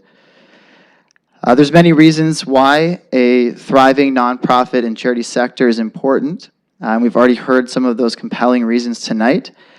And what's somewhat more baffling to me is that these organizations are the organizations that are filling, to the best of their ability, the gaps that are left by governments, both all federal, provincial, and municipal. The reality is that the needs are there, the gaps in funding, the gaps in the services are there, and these organizations are actually providing these services at a discount to this municipal government because they raise funds privately through private grants, through their own social enterprises, and then use a little bit of funding from the government when it's available. So the reality is, and the main point here, first of all, is that need won't go away. That need will fall back at your table. I think Safe Space has actually just said that really well. And those costs will be exponentially higher than it would be to fund these kinds of organizations attempting to do this work. As an example from Urban Roots, we have budgeted for this funding in hopes to fund our only full-time employee. And if that funding was to be removed, the amount of produce that we could produce would be dramatically reduced, and that is food that would be removed from people who need it the most. Instead of ever considering a cut to a critical need, may I suggest considering eliminating, for example, a $600,000 subsidy for free parking downtown during London Knights games, and as a more suitable choice. I do not need to explain this kind of difference in priority to you here. If there is budget constraint, I request that our council prioritizes vulnerable people in this community first before increasing corporate subsidization. The last thing I want to leave with you is this. I personally am pretty new to the nonprofit world, but something that I've experienced and recognized very quickly is that the people that are doing this work are almost always very, very close to at their capacity. And what that means is they're doing this work because we care about our neighbors, and there are dozens and dozens of community members who are pouring thousands and thousands of hours, either unpaid or underpaid, to keep these organizations afloat. And that's why I said it's absurd to hear any of our councilors suggesting further strain on these organizations, because that funding that could be cut would have to be found elsewhere, and there simply isn't enough mental or physical capacity left to do so. So please prioritize vulnerable people in our community and signal that support through increased funding. Thank you.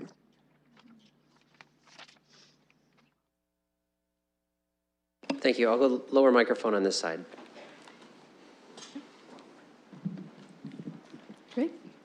Thank you very much. My name is Amber Cantel. I'm the Director of Programs as well as the lead grant writer for Reforest London. Thank you very much for the opportunity to speak, especially at what I believe is hour 10 of your marathon today. I also came to send thanks for the environmental initiatives you have already voted in favor of over the course of the budget process. I think at the last public participation meeting, the message came in loud and clear that Londoners want to see more action on environment. It's gratifying to see that our councillors are taking that to heart and hope it will be reflected in your final votes. I also want to thank Council for your continued support of London's charitable sector through the Community Grants Program. A decision to cut funding to the Community Grants Program would have had massive implications on the wide range of important programs offered by charities in our community. Last time I was here to speak to you as an environmentalist. Tonight I am here to offer some quick insights as a fundraising professional.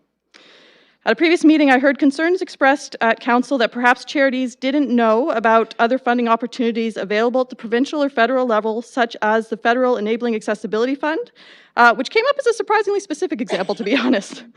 I want to assure councillors that grant writers know how to find grants in much the same way librarians know how to find books. At the same time, the staff who work for various granting agencies work hard to promote their programs, and most often those people were fundraisers themselves prior to taking on that role and are very knowledgeable about how to get the word out to the rest of us. It is very, very rare for any fundraiser to find a funding program that isn't already oversubscribed. It would be nice if it happened more, because that would mean there's more money out there than that is needed, but I assure you that is virtually never the case. I also heard an idea raised that perhaps the city shouldn't fund accessibility initiatives because the federal Enabling Accessibility Fund exists. Our organization is actually an Enabling Accessibility Fund recipient and worked to deliver on 2 EAF projects over the past year. So for those who don't know, like most grants, the EAF is a match funding program and requires applicants to bring funding to the table before they'll even be considered. Like most funders, I'm certain the federal government would like to support as many projects as they can. That's pretty standard for any funder. If they have the choice of funding two $100,000 projects where they only have to put in $50K each, or one project where they have to pay the full $100K, they're going to pick to fund the 2 projects. So if the city were to decide to no longer fund accessibility improvements through your capital funding program, the net result would be that London would almost certainly lose out on federal funding to other communities who would be putting in more competitive proposals with support leverage from their municipality. In banking on that federal funding, London would almost certainly lose it. Finally, I heard concern expressed that maybe the city should not fund what we in the sector typically refer to as the less sexy items, such as washrooms and parking lots. This is an argument charities unfortunately hear often. Everyone wants to fund books and trees, but what's good for the goose is good for the gander, and if the city knows when building a facility it will need washrooms and parking lots in order to be successful, it should come as no surprise that facilities for charities are the same.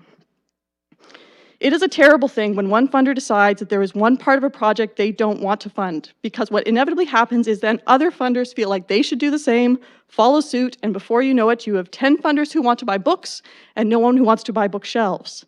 That makes our work very, very difficult, and frankly, more difficult than it should be. So if there are fears that charities aren't seeking support from other levels of government, I hope I can help put those fears to rest and assure you that the fundraising professionals working in our city know how to identify other funding sources, and we work hard to secure and leverage it for our community.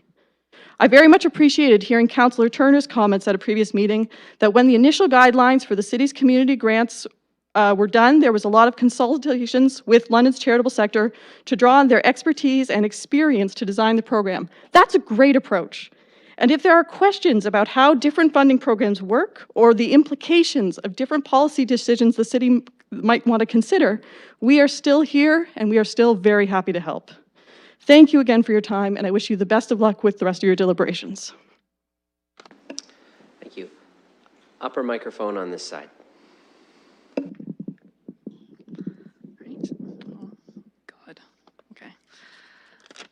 Hello, my name is Jessie Roger. I'm the Executive Director of ANOVA. We operate London Middlesex only sexual assault center, 2 high security women's shelters, and a 25-unit second stage housing complex. ANOVA is a proud partner with the City of London, and starting this year we will be receiving just under $50,000 annually to enhance our sexual assault counseling program. Last year, ANOVA answered 11,195 crisis calls. At any average time, we had 75 women waiting for sexual assault counseling, and her wait was about 16 weeks. With the support of the London Community Grants Program, along with Provincial United Way and donor funding, we will be able to reduce our wait times drastically so that Londoners have faster access to start healing. City Council has had some conversations already about provincial downloading. ANOVA is also dealing with provincial funding changes.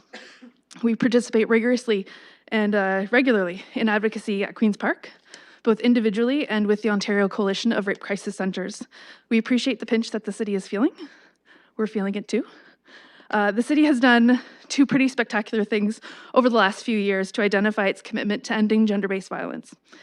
Firstly was initiating the Safe Cities project with the United Nations. When the city came to ANOVA and asked for support on this city-led initiative, we were not only honored, we were really encouraged to see this as a priority. And I look forward to coming back to this chamber in about a month's time to share with you the report on that project. As well, last year, you became the first council in Canada to create the strategic pillar on keeping women and girls safe. This, for us, was another exciting and moving moment for those of us who do the work. Thank you so much for that. That was really impactful. If the city is committing to projects like Safe Cities and the Strat Plan Pillar, there have to be resources and investment allocated. Without this, the commitments will fail.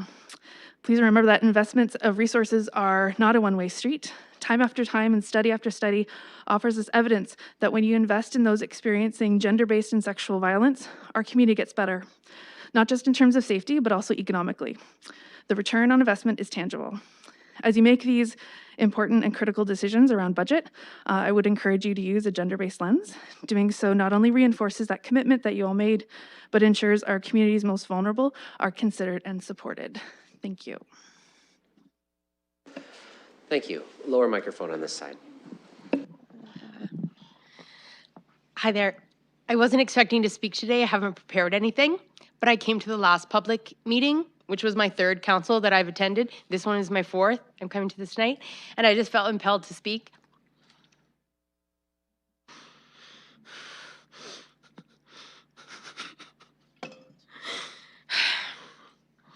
I'm an artist in this city and a volunteer. I volunteer with the London Public Library. I volunteer at Squeaky Wheel. I volunteer for Fridays for Future. I'm also a client of Nova Services, so what she just said, I echo. I've worked for the London District Catholic School Board. I've worked for Pillar Nonprofit. I've worked for the library as an artist, extending my services. And in all of these talks, all of these people that are coming here and seeking what they want, nobody said they wanted free parking. And that's the only thing really that really upset me when I heard that you guys had approved free parking for downtown. And it just thought, that's not what I'm hearing when I'm coming to these meetings. That's not what I'm hearing when I'm going to all of these places and all these communities that I really get to interact with as an artist in this city. That's not what I'm hearing.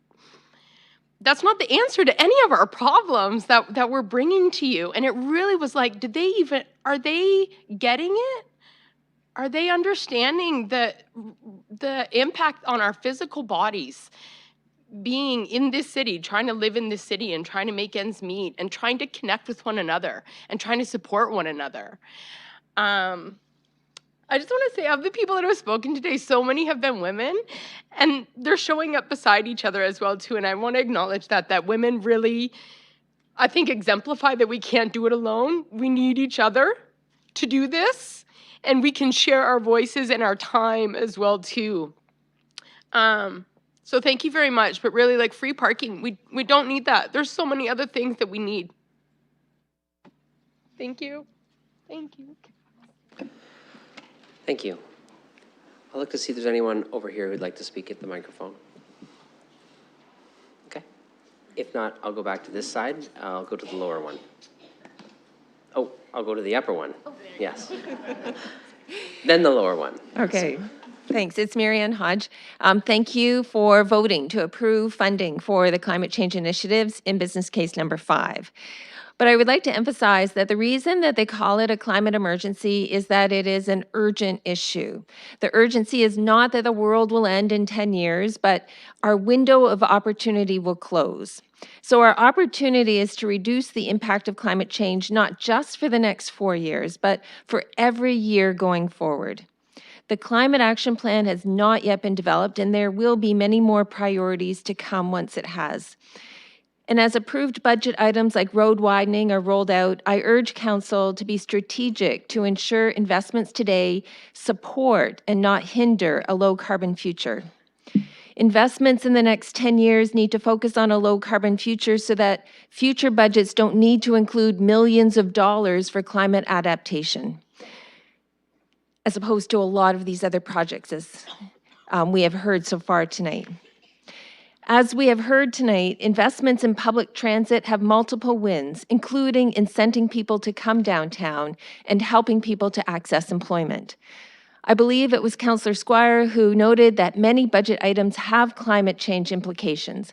While we continue to wait for the climate evaluation tool, we don't have the luxury of time to continue to expand the kind of infrastructure that will make climate change more severe.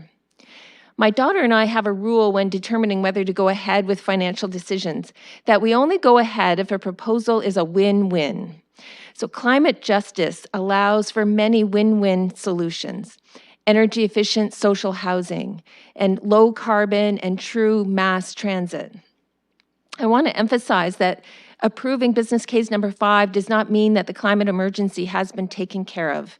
And I thank you for your support of climate change initiatives and urge you to continue the good work on that. Thank you. Thank you. A lower microphone. Hello, my name is Julia. This is one of my first participation meetings, mainly because I was really appalled at the last one and had a few different issues. I wear a couple different hats within the city, one of them being a student, another being the Ward 4 youth counselor. And while I want to acknowledge that I'm sure the provincial downloading has been difficult, and while I've never sat in one of your seats, I can't speak to the difficulties of figuring that out, but I'm really shocked at some of the priorities of this council. That there were any councilors that voted to take away community grants is truly baffling.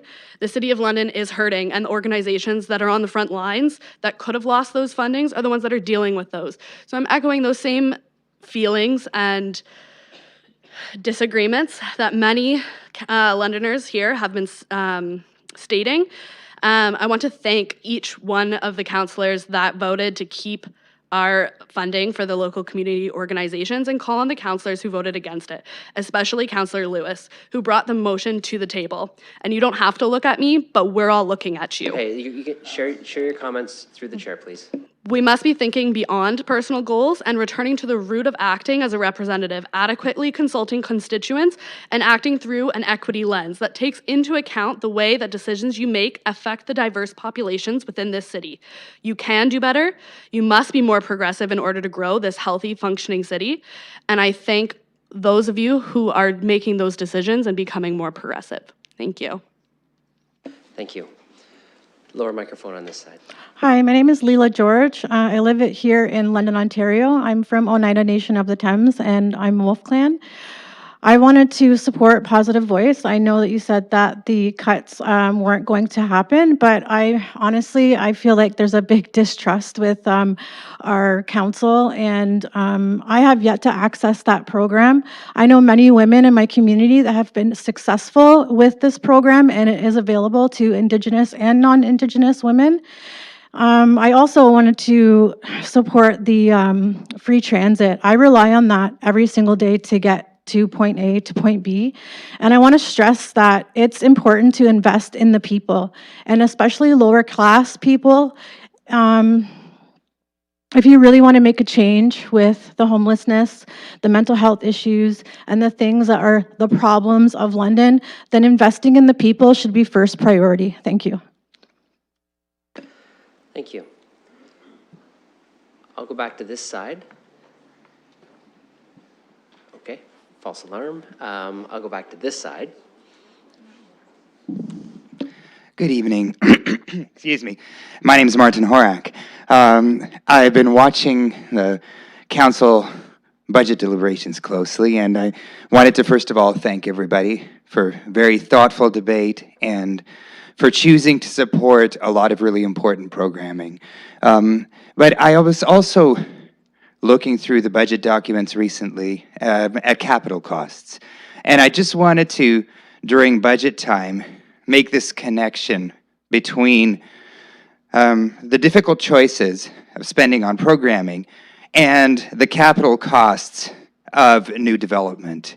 If you look at the budget over the next 4 years, the cost of the 4 largest road widening projects in peripheral areas of the city amounts to about $55 million. And those projects are necessary because this council and prior councils approved low-density suburban development of various kinds. No development is without infrastructure costs, but we know that that kind of low-density development on the periphery is much more costly than development which intensifies in already built-up areas. And so going forward, I just want to encourage the council as you move forward from this budget and into the coming years, to remember that in terms of the kinds of developments that are approved in this city, and to try to resist the temptation for quick development out in the suburban periphery of the city, when we know that the infrastructure costs then are going to come back and haunt us and make the kinds of decisions about the services that we provide much more difficult. So thank you for listening.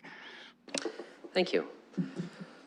I'll look to others who want to speak. You can approach any microphone that's close to you. I see some people hesitating. I'll give you a... Go ahead. Good evening, Chair and Committee. Mohammed Musa.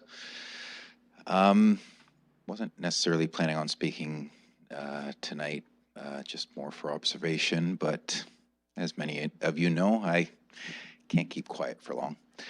I'm not here to speak to you about any one specific thing, but I am here to speak to you about one thing, and that is how obscene I find a 4+% tax increase sustained over 4 years. I mean, your job is not easy. I don't envy any of you, but further cost savings as compared to service cuts need to be found. As a person who sees that this is pricing your middle class out of their homes, it really is. I don't think that anybody can argue that. You've got pensioners who are not getting 4.5% increases year over year. And that's on top of utilities going up. That's on top of insurance going up. This is, I honestly, I really have to say that it's unsustainable. It's impossible to keep this going where you've got the middle class that's being squeezed out. It really is. I mean, you know, those who are vulnerable are also going to feel the effects of this. A 6%, which was talked about as the first year, I don't know if we're at that right now yet, or still, is going to cause landlords to bump up their rates. Who gets affected by that? We talk about affordable housing, we talk about all this. I'm going to give you a quick example. Personally, I am a landlord. I don't charge high rents, sorry. But the hard decision, and not something I want to do, but something I have to do, is a unit, a 2-bedroom I was renting for $675 plus hydro 5 years ago. I now have to charge close to $1,000 for. Not for me to make more money, but for me to cover my increased taxes, my increased utilities, and insurance rates. And taxes are right on top there. Utilities and insurance are a very distant second and third. There are lots of places in this budget where you guys can cut. And when I say cut, I've read about it. I don't know. I've tried to follow some of this. You know, some has been lost in haven't gone line item by line item. But $13 million I read to study and for consultants for a new city hall. Again, obscene. That's obscene to me.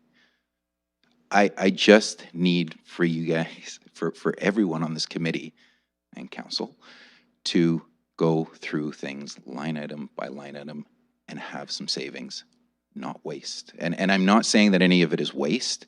I'm just saying there can be some savings found. Thank you. Thank you. I'll look to see if there's any other speakers. I'm going to ask just a couple of times because we will close the public participation meeting. I can't tell if you're leaving or coming to the microphone. Okay, I'll ask one more time.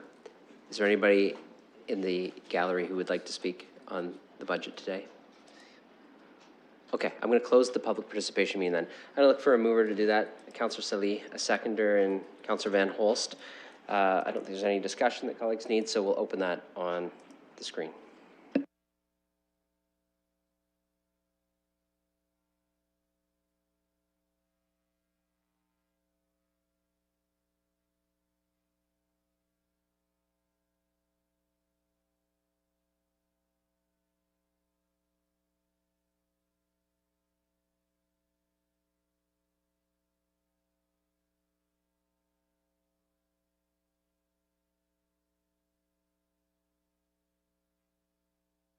Closing the vote, the motion's passed 15-0.